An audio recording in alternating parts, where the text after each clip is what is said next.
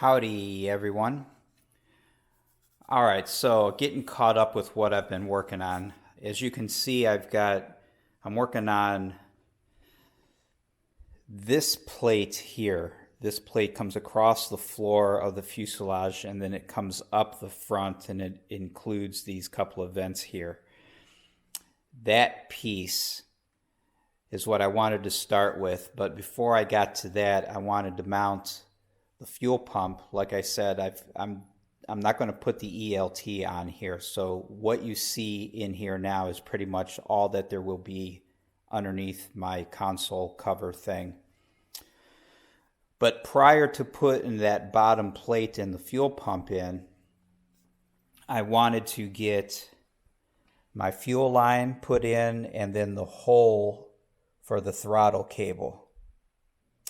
So I did a little bit of quick research and it seemed like for my situation these are good locations, so I just used the locations from the plans.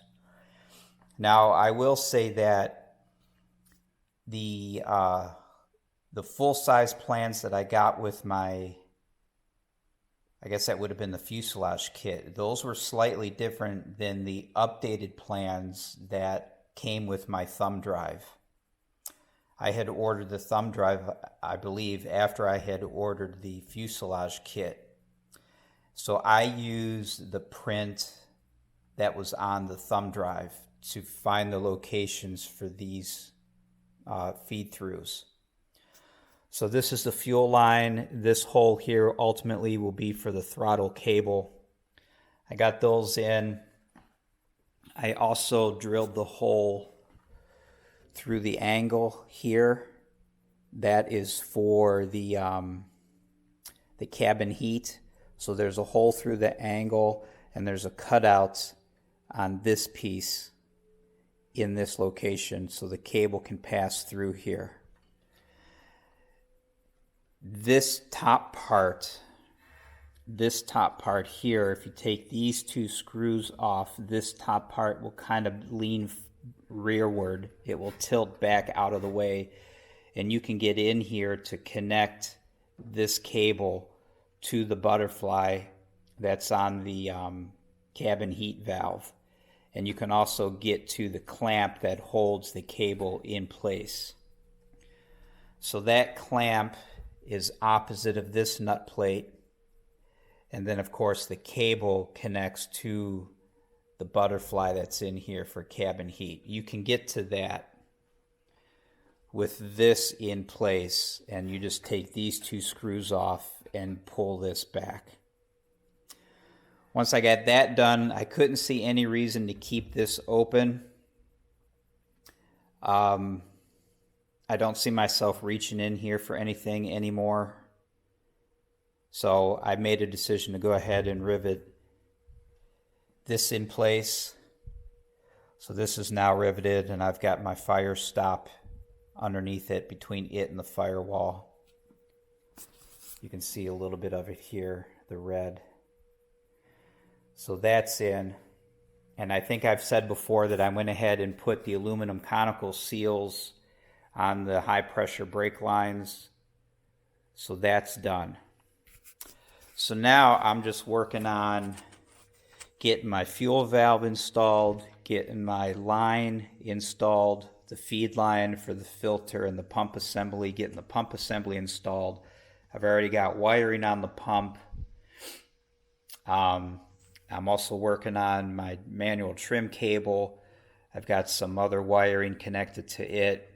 So I'm just working through this stuff now. I just got started. So let me get the pump going.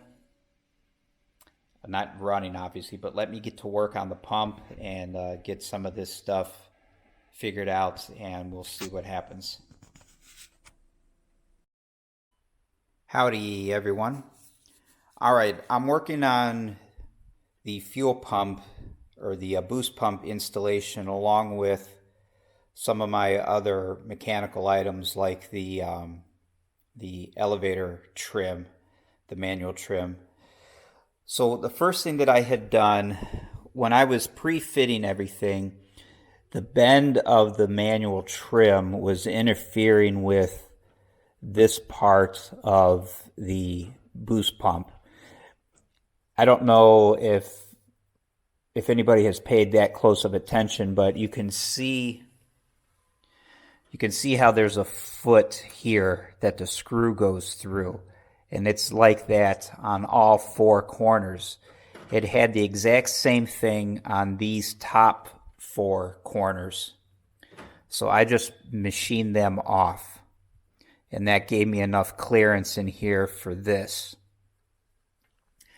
So what I've been working on next is, of course, to make this bend, there's a lot of tension on that bend, and I didn't want to rely on the four screws that go through this cover plate, through this wood, to hold that tension.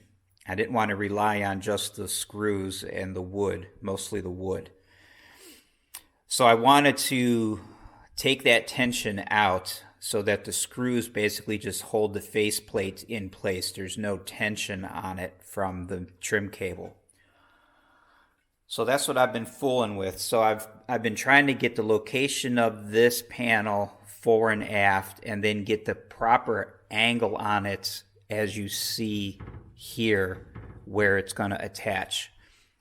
So I basically just have my center console in place but off center. And then I've basically just been trial fitting and eyeballing the angle of this plate to the angle of the console where it's gonna ultimately be bolted. So I've been fooling with that for a while, and here's what I've come up with. So you can see I've just got a couple of simple tie wraps. This tie wrap here obviously is holding the bend in place.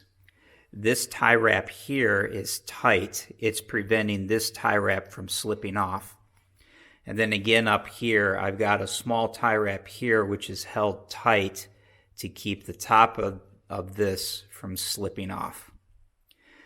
And then I've got the tension on this adjusted for now. And then I've got the panel tight so that it's not twisted. So with that setup, I can basically move this into position, which is going to be roughly like that. And you can maybe kind of see that its angle is correct with the console. It's tilted forward. It's tilted in this orientation, just about right. And there's basically no tension on this now. The four screws basically just have to hold the cover plate in place. The other thing that I had done, you can see I've got my floor covers off. I had, let's see if this will show it, or if I can see. In here where the trim cable runs, I had added a tie wrap. So the tie wrap is tight around the trim cable. I don't know if that's going to focus. The tie wrap is around the trim cable, and it's up against the bushing that's in the spar, and that just prevents the trim cable.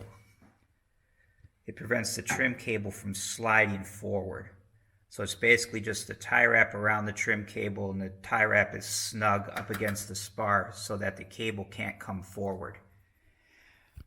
The way that this is set up here, it tends to want to pull the cable this way, and if that happens, it will then start to rub on my boost pump.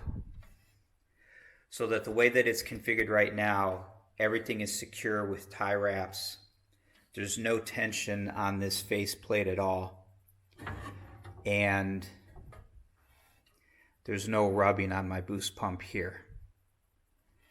So that's what I've been working on so far. So next, I got to figure out how to do the wiring so that I can take this off to get to the pump and get to the filter, and not interfere with the wiring that's going to be in here. So that's what I'm going to start to work on next, and we'll see how that goes. All right. Talk to you guys later.